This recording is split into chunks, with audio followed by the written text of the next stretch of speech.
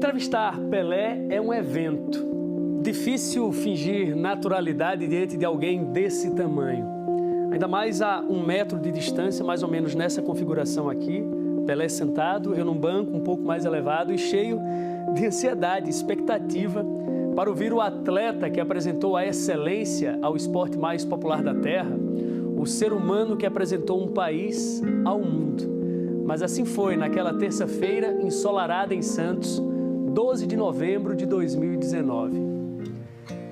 Pelé, começar com uma pergunta: como é que você está de saúde? Olha, só as coisas íntimas que o pessoal não sabe, porque o resto da minha vida todo mundo sabe.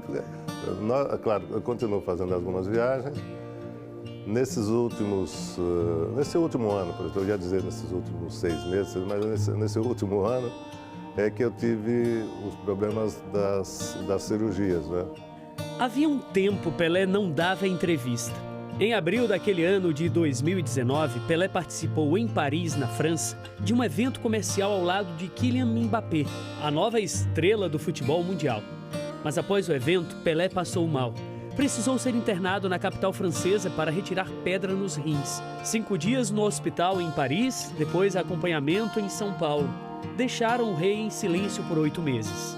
Os empresários e assessores resolveram então marcar a entrevista num lugar especial, o Museu Pelé. Como lembra o norte-americano, filho de mexicanos Joe Fraga, empresário que conviveu diretamente com Pelé nos últimos 6 anos.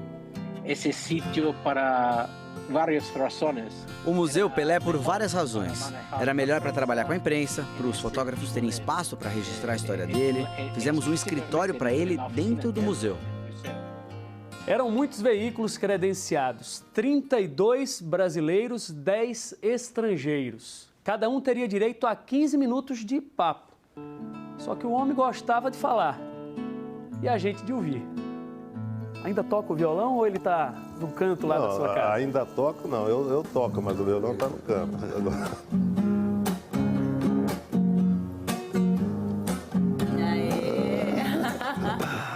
O estádio Quero Pelé, o maior estádio do mundo, quero o maior jogador do mundo. No dia da entrevista, faltava 1 semana para completar a marca dos 50 anos do 1000º gol do rei. Claro que falamos sobre aquele evento no Maracanã. Você vê, é uma coisa engraçada, porque é bom até falar para os nossos queridos telespectadores, que eu sei que eu amo, porque o que vocês fizeram por mim, todo mundo fala depois do gol, que foi por pênalti, mas o que eu passei 1 dia antes, 2 dias antes, ninguém sabe. Pô, eu passei uma noite sem dormir, que eu falava, meu Deus do céu, e se não acontece? Não saiu.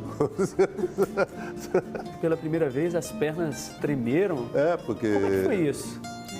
Você imagina, depois de tudo isso que eu estou falando para você, depois de tudo isso que eu tinha passado. Aí chegou o jogo, falei, pô, graças a Deus, quem que ia... Pô, Deus não me explicou que ia sair o pênalti, que ia ter que bater o pênalti. Você devia ter falado antes, eu já sofria junto. Pelé falou dos 1000, mas também dos 8 gols que marcou no único jogo, contra o Botafogo de Ribeirão Preto. Eu jamais iria imaginar que ia chegar a essa quantia de gol, essa marca num jogo só, ou que ia parar. Não sabia, né? Foi uma coisa de momento. Eu mostrei a Pelé réplicas das camisas da seleção e do Santos. Claro que pedi autógrafo. Isso Pelé nunca negava. Essa nem não segura, essa eu beijo, abraço. Se não fosse essa aqui, eu não tinha posto aquela amarela. Ó, essa camisa aqui e esse tal de Santos fez o Brasil ficar muito mais conhecido do que aquela camisa lá. Então agora vamos cuidar dos dois, tá? Com todo respeito às outras equipes. 3 meses depois daquela entrevista, o mundo se fechou com a pandemia da Covid-19 e os planos de Pelé mudaram. Em 2020, para o cumpleaños 80... Em 2020, nas comemorações dos 80 anos, tínhamos 7 grandes eventos ao redor do mundo, mas começou a pandemia e tudo foi adiado. E novas rodadas de entrevistas também. O mundo encontrou Pelé em Santos naquele dia, mas não foi a despedida planejada. Não era planejado assim. Ele seguiu atendendo a imprensa quando possível através de vídeos. até que seu estado de saúde pouco a pouco foi piorando. Mas Pelé sempre teve ciência do tamanho do seu legado, como deixou claro naquela e em tantas entrevistas. Você jogou em 66 países, ou seja, você é a ONU como um jogador de futebol. E gols foram em 54 países. Isso é uma coisa que os meus filhos, os meus netos vão ter que saber, né? Tem que registrar. Porque... Você foi amigo de muitos gênios em várias áreas. Um deles, Andy Warhol, né?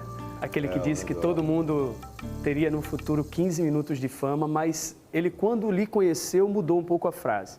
Disse, todo mundo terá 15 minutos de fama, mas Pelé não. Pelé terá 15 séculos de fama. Será que daqui a 15 séculos alguém vai bater o recorde de mais de 1000 gols? Será? Não sei, eu vou entregar para Deus isso, né? Deixa a gente ver. Eu quero que lembrem sempre do lado bom do Pelé. Isso que é importante. Assim Pelé será lembrado, o maior de todos os tempos, o mais gentil dos reis.